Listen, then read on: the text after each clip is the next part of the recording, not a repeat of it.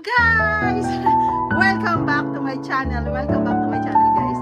Ayan, hello guys. Ayan, I wanna share, guys. So, alam nyo, guys, I wanna update ulit dun sa farm namin. Kaso, hindi siya nakakatuwa. Nakaka-stress. Ito, guys, share ko lang sa inyo, guys. Share ko lang talaga yung farm namin. Diba, guys, nag-update na kami, nag-linis na kami doon. Pero I wanna share kasi last time, umikot kami, may nakita kami doon. Alam nyo, guys, yung farm namin doon, kasi nga sabi ko, may nag-squat, diba?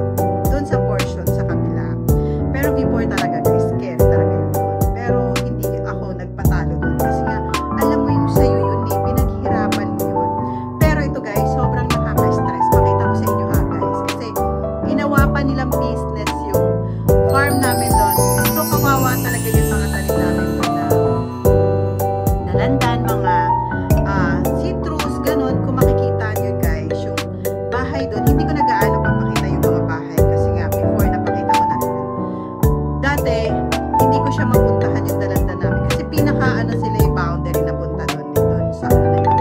Pero, guys, ay, naku, guys, kung kayo yung may-ari, lupa na yun, siguro, magsisigaw kayo, magmumura kayo, or something, ganun. Sa akin, hindi. Kasi nga, matatapang sila eh. Sila pa yung matatapang. Pero, hindi ko talaga pinakita sa kanila yung takot. Kasi alam ko na nasa akin yun eh. Sa amin yun.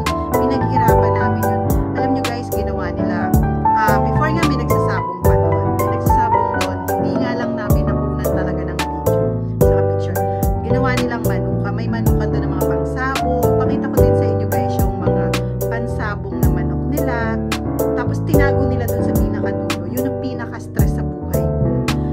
Noong 2020 kasi kami nag-start doon. Noong pandemic kasi, guys. Doon sila pumasok. Syempre, pandemic, hindi tayo nakakalabas, diba? Tapos, isa lang ding tao doon ang nagpapasok.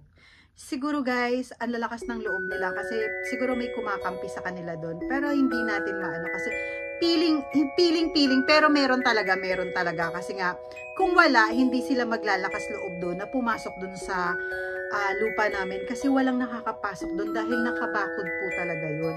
Pero yun ang pinaka-stress sa buhay ko. Kung nai-stress ako before sa mga alaga ko, sa pamangkin ko na mga pinag-aaral ko na tinutulungan ko, mas doon ako pinaka-stress sa lupa na yun, guys. Kasi alam mo yun, gigising ka ng maga, pag-a-attend ka ng hearing, ganyan, gigising ka sobra, tapos ang layo mo from Manila to Laguna, 'di ba? So ang layo, as in magigising ka, lalo na kapag early talaga yung ano mo, guys. Yun yung pinakamahirap sa buhay mo kapag gano'n ang nangyari sa lupa nyo na may nangaangkin. Pero ito, guys, pakita ko pa, sabi nila, hindi daw sila mahihirap, hindi daw sila nakakagawa ng bahay. Pero bakit ganun? Lagi silang gumagawa ng bahay doon kung wala silang mapambili ng pako, wala silang pambili ng materyales. Pero makikita mo, guys, ha, ang laki ng babuyan nila doon. Ginawa nila ng babuyan yung ano ko, guys. Sabi nila, bakit daw ako nag-video, ganun. Of course, ikaw yung may-ari ng lupa na yun, di ba? Hindi naman sila.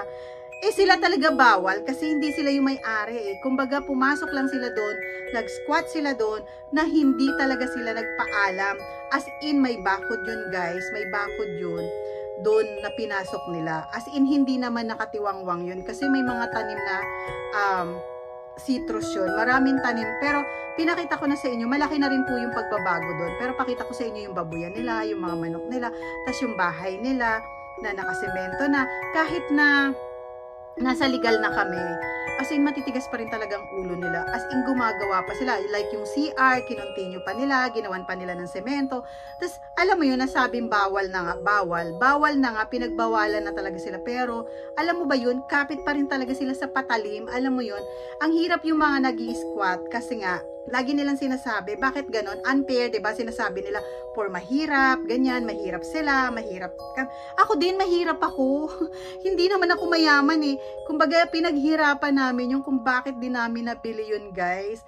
Alam nyo yun, sinishare ko lang kasi parang nalalabas mo yung sama ng loob mo, diba? Kung gusto mo nga nalang umiyak, diba? Iiyak ka talaga. Pero kailangan ipaglaban mo, guys. Ipaglaban ko yung dapat na tama. Kasi tama naman ako, pinaglalaban ko. Sila, gusto nilang manakit, gusto nilang ano, pero kami hindi, as in dinaan namin talaga sa legal yun. Tapos kung makikita nyo guys, kinakausap din sila ng maayos, pero kasi 'di ba may leader diyan. Una, isa yung leader, tapos naging 3, tapos naging isa na lang ulit, ganun. Tapos hindi sila umaamin kung kanino yung baboy na yun. Tapos parang sinasabi nila, hindi akin yan, ganun, ang yaman ko. Parang may pinagtatakpan silang tao kung sino yung naglagay doon. So yun, sana mapansin din yung babuyan na yun doon, kasi wala talaga siyang permit, wala silang nakuhang permit. As in permit, wala sila, kasi nga syempre, pag sinasabi nilang portion, bakit yung ano namin, 'di ba? Yung mga tanim namin, nalagyan nila ng bahay, kung forest yun, 'di ba? Yung lupa namin. Ang dami-dami na nga doon naka 'di ba? Tapos kung makikita mo, lalaki ng farm doon. Tapos sa amin, napasok talaga nila kahit na yun, guys, Yun yung pinaka-sad, pinaka-stress sa buhay ko, na dumating sa buhay ko, na pinaka-stress na mga pumasok sila na wala talaga silang pakundanang pumasok doon. Tapos yung isang tao na yun, napakasalbahe nun, kasi sabihin niya may nagpapasok daw sa kanya, ganito, ganyan. Ayoko na guys magbanggit ng any name ng about sa kasi syempre hindi natin, kasi sila lang yung bumabanggit doon, hindi natin alam kung totoo, kasi as in talagang alam na nila kung kanino yung na yun, kung kanino yung lupa na yun. Talagang as in humaba na yung namin doon, hearing namin guys, sobrang sana matapos na, kasi nakaka-stress talaga. Pero guys, yun lang talaga, thank you so much, kasi naging okay na rin talaga siya. Pero alam niyo yun, kasi kahit na pinagsasabihan na silang bawal, ang titigas pa rin ang ulo nila, kasi nga parang kino-continue pa din na kahit hindi na pwede, talaga, yung alam nyo yun, gumagawa pa rin sila ng paraan. So sobra, kung sino man yung kinakapitan nila, sana tumigil na, kasi nga sana tumigil na yung kinakapitan nila doon, kasi alam naman niya kung kanino yung lupa na yun.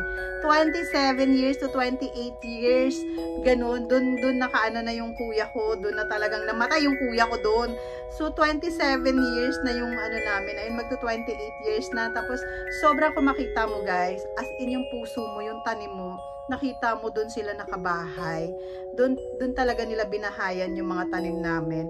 So parang alam mo yung puso mo guys, kung kayo may mga lupa kayo, nakaka-relate kayo, tas may nag-squat, tas mas matapang pa sa inyo, yun ang pinakamahirap, na mas matapang pa sa inyo yung mga nag-squat na, diba? Kasi nga unfair, sabi nila mahirap, wala silang matirahan.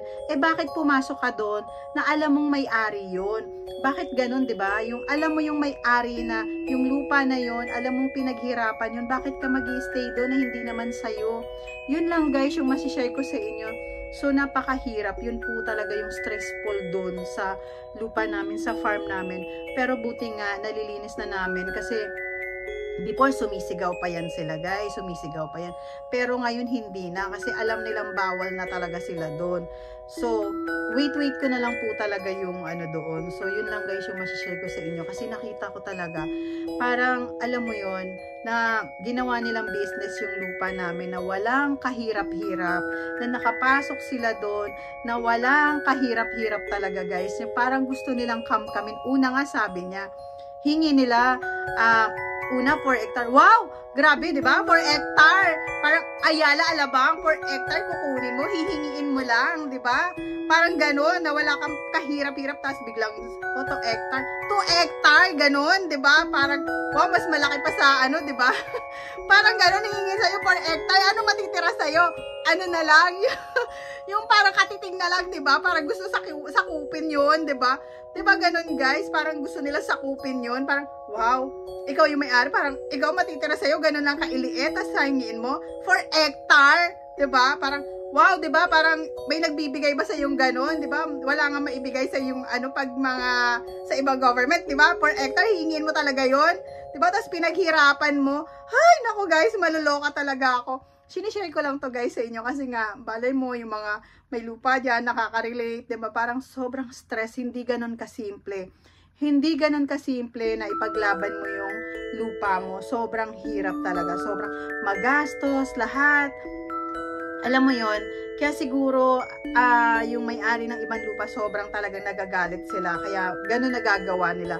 Sa akin talaga sobrang hinabaan ko yung patient ko, sobrang hinabaan ko na kahit ikaw yung inaano doon, 'di ba? So talagang hinabaan ko talaga sobra, guys. Sobrang haba ng pasensya ko, pero sana wini-wish ko talaga na matapos na kami doon para as in ngayon ano na kami, talagang ginagawa ko na, talagang pinapalinis ko na sa inyo. Pinapalinis ko na sa kanila talaga, guys. Pero ito makikita nyo, guys. As in malaki na rin pagbabago doon ng ano namin, ng farm namin. Pero kung makikita nyo yun before, guys, ginawa nilang basurahan, ginawa nila lahat, kung ano yung ano ginawa nila. Pinutol nila yung ibang tanim, yung ibang dalanda namin, pinutol nila. So, di ba, pinaka-stress. So, yun lang, guys, yung masishare ko sa inyo. Thank you so much, and please subscribe and please click the notification bell para updated. Guys, malapit na naman ako sa YouTube kung makakauha, pero antayin nyo kung saan ko i-donate yun. I-donate ko kapag nabuo na talaga yon. So, wini-wait ko lang talaga, guys. So, i-donate ko yung makukuha ko sa YouTube ko, guys. So, ayun. So, malapit na. Konti na lang, mabubuo na din siya. So, thank you so much, and please, God bless you all, guys. And ayun, walang perfect talaga yung vlog ko, guys. Sobrang walang perfect, di ba? Kahit walang perfect, may nanonood pa. Sa mga nanonood po, salamat po sa inyo. Kahit walang perfect yung vlog ko, thank you so much. And see ya, guys. And God bless you all. Bye, guys.